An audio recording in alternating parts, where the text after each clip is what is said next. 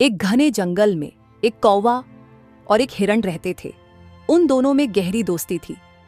हर सुबह हिरण जंगल का घास खाने के लिए इधर उधर घूमता था और कौवा भोजन की तलाश में उड़ जाता था। शाम को वे अपने घरों को लौट आते थे। एक दिन हिरण एक लोमड़ी को लेकर कौवे के पास आया और बोला, भाई कौवे, आज से हमारा एक नया दोस्त है यह लोमड़ी। अब से वह हमारे लिए नया भोजन ढूंढेगा। फिर थोड़ी देर बाद लोमड़ी वहां से चला गया। फिर कौवे ने हिरण से कहा, बिना ठीक से पूछताछ किए, बिना अचानक किसी अजनबी से दोस्ती करना ठीक नहीं है और तुम उससे सावधान रहना, उसके साथ किसी अनजान जगह पर मत जाना।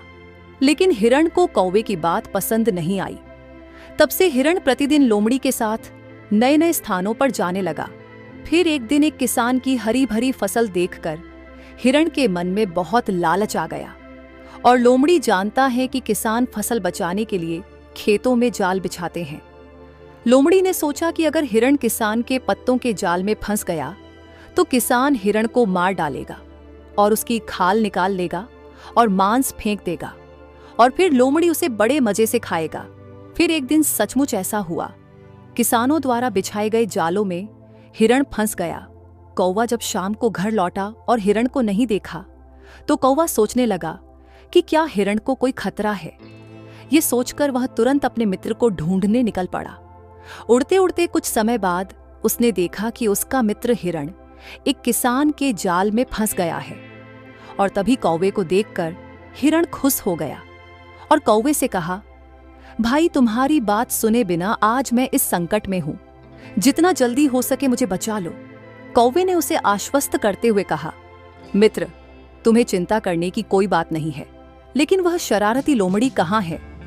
हिरण ने कहा, वह उस पेड़ के नीचे इस आशा से बैठा है कि अगर किसान मुझे मारकर जंगल में फेंक देंगे तो वह मेरा मांस खा जाएगा।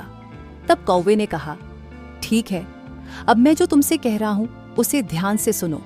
सुबह किसान आएंगे और तुम मरने का नाटक करके लेट जाओगे। जब किसान अपना जाल इकट्ठा कर लेंगे तो मैं तुम्हें बुलाऊंगा और तुरंत तुम भाग जाओगे। अगले दिन सुबह होने से पहले किसान बगीचे में आया और हिरण के ऊपर से जाल उठाने गया। तभी कौवे की काका आवाज सुनते ही हिरण तीर की गति से भाग गया। इसी बीच किसान को बहुत गुस्सा आया और उसने अपने हाथ की छड़ी फेंक दी।